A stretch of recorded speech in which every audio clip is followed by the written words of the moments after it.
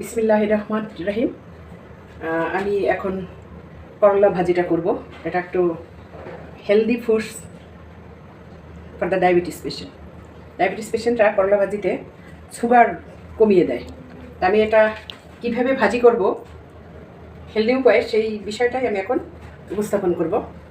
প্রিয় ভিউয়ার্স, প্রথমে আমি সরিষার তেল দিয়ে করলা ভাজিটা করব, কারণ আমরা যতটা পারি আমাদের সয়াবিন তেলটা আমরা অ্যাভয়েড করব। আমাদের সবচেয়ে বেস্ট হয়েছে সানফ্লাওয়ার অয়েলস অথবা অলিভ অয়েলস। তো এখন যেহেতু আমাদের সরিষার তেলটা একদম খাঁটি সরিষার তেল, ঘান থেকে সরাসরি আমরা এটাকে কালেক্ট করেছি, সুতরাং আমি করলা ভাজিটা সরিষার তেল দিয়ে করব।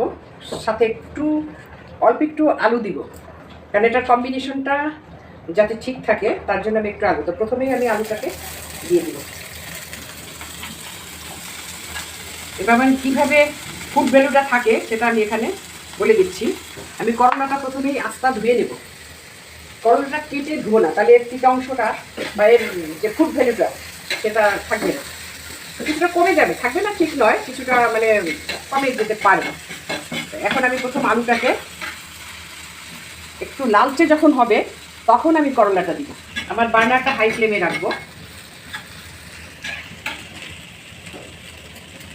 এবার আমি চেষ্টা করি করলা ভাজিতে যতটুকু করলা নিব ঠিক সম পরিমাণে পেঁয়াজ দিব, তাহলে করলা ভাজির যে তিতোটা সেই স্বাদটা থেকে এটার একটা আলাদা স্বাদ হয়।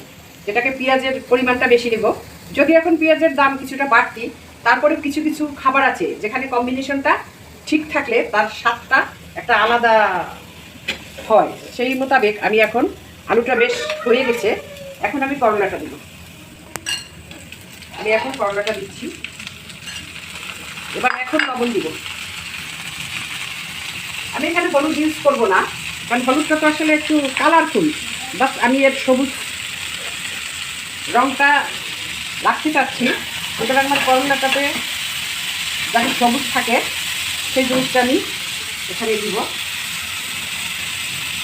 মরিচটা সব শেষে অ্যাড করবো, কারণ আমি মরিচের যে ফ্লেভারটা সেটাই চাচ্ছি, এটা আর কি স্পাইসি করতে চাচ্ছি না। এবার মরিচটা নাগামরিচ কিছুটা দিচ্ছি একটু ফ্লেভারের জন্য। এটা আমার ছাদ বাগানের মরিচ, জাস্ট ফ্লেভার। আমি এখন কর্নারটা বন্ধ করে দিলাম এবং আমার করলা ভাজি হয়ে গেছে। প্রিয় ভিউয়ার্স, আপনারা সবাই সুস্থ থাকুন, ভালো থাকুন। আসসালামু আলাইকুম।